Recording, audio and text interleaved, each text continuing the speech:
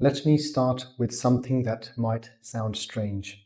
Most UK landlords didn't wake up one day and decide that property no longer works. There was no single headline, no dramatic crash, no obvious movement where everything broke. Instead, something more subtle happened. Property didn't fail. The rules around owning it changed slowly, quietly, and permanently. And today, thousands of landlords are asking the same question. Why does this feel harder than it used to, even though I'm doing everything right? Talk to landlords privately and you hear the same thing again and again. They are not reckless. They are not over-leveraged gamblers.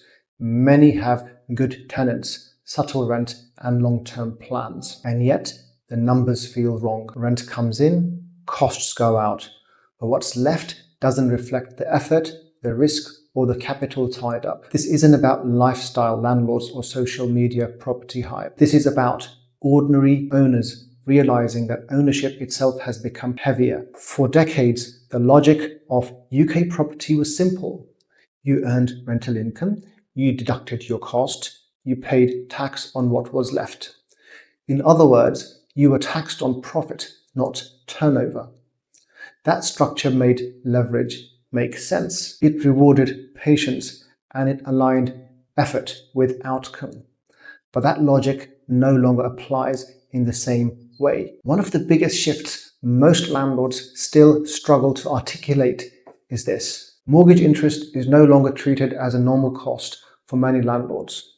What that means in real life is simple and brutal. You can have a property that covers its mortgage, pays its expenses, and looks fine on paper, and still find yourself taxed as if you earned far more than you actually did. So, landlords aren't imagining things when they say, I'm busier, more stressed, and keeping less. They are responding to a system that now taxes income, not economic reality. Here's why this hits so hard psychologically. Property is illiquid. You can't trim it. You can't rebalance it easily, and you can't quietly step back without consequences. When rules change, you don't adjust with a click. You absorb the impact. That's why landlords feel concerned. Selling triggers tax. Holding triggers cost.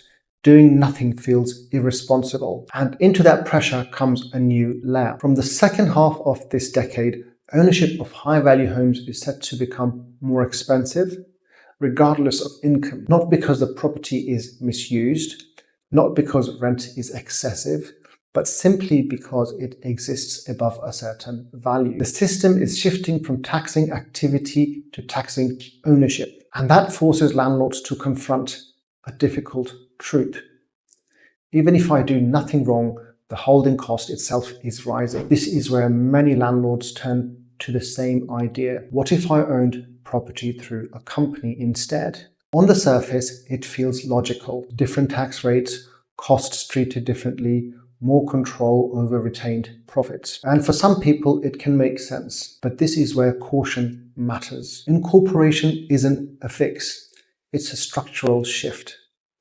It solves certain tax problems while introducing complexity, friction, and long-term consequences that won't show up in quick calculations. The danger isn't choosing the wrong answer, it's choosing too quickly. If you zoom out, something important becomes clear. This isn't about punishing landlords individually, it's about changing behavior system-wide. The UK is quietly signaling that passive ownership is less favored, leverage is less protected, and structure matters more than ever. In other words, property still works, but only if you adapt how you own it. Those who don't plan feel squeezed.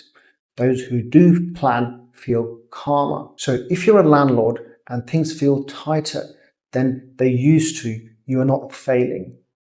You are responding to a system that has changed. This moment doesn't demand panic, it demands clarity. Because in the United Kingdom today, property isn't about enthusiasm anymore.